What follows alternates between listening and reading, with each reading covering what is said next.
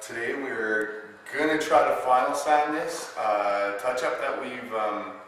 It's called a California patch. We're first gonna rough sand it with the rough side of the weird sponge. What is it? The 45 sponge is what it's called. Dual angle. Dual angle. That's right.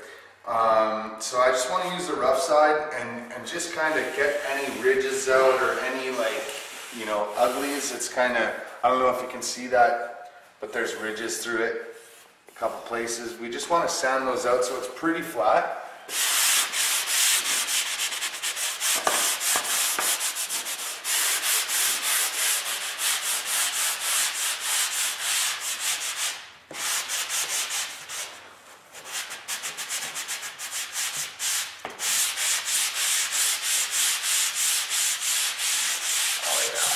So we're just giving it a quick rough. Quick rough sand. Get the edges a little bit. Get where there was little lumps and lift-offs. That's pretty good. Don't sand too much. No. If you see paper, you stop sanding. Way too much if you see the paper. If you see the paper, you stop sanding. Again, we're going with the 6-inch because it's a small area and, hawking traveling, that isn't fun. The 6-inch knife, right? Yeah, 6-inch knife. What do you have for mud there? This is a second coat. We had just the tip actually add soap to our mud to make the bubbles they go away. You would think the opposite because you're adding soap, but we find that it kind of makes the mud slick. The mud has a little bit of niceness to it. You'll see. It takes the bubbles away. Yeah, you'll see. So just the second coat mud then. Second coat butt mud, that's right. Oops. And again, you're going to have to apply the mud, take the mud off, and then apply the mud.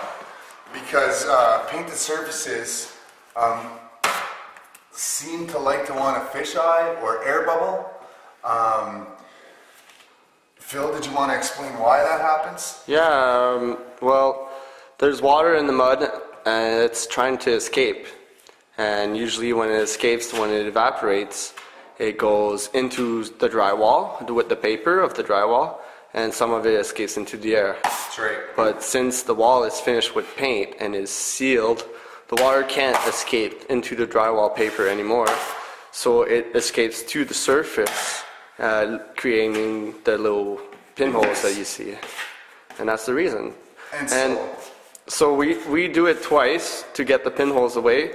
We first apply a lot of mud like Jess is doing, and then we take it all off. You press really hard like Jess is doing. You press really hard to take all the mud off. Just like that. And then you do it again. And then we add the mud. And then you add the mud. Look, not really pinholing up anymore. This is a trick of the trade. That's right. Don't tell anybody, okay? Don't tell our secrets. Here we go. Gonna start looking pretty good after this, I think, there, Phil.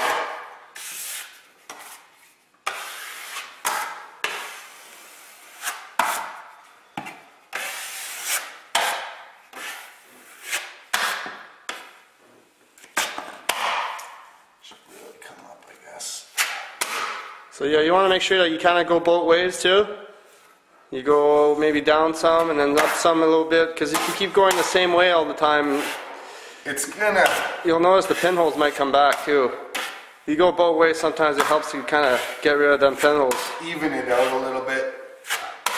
How's that? I think that's pretty good, man. That looks like a professional job, Jess. Almost, man. Almost, eh? Looks good. So, I think after a final sand of that, I think it should be pretty good. I don't think that you'll need to put any touch-ups on that. So we just gotta sand it now, eh? Yeah. Yeah, that's about it. Perfect. Thank you, Jess. Cool.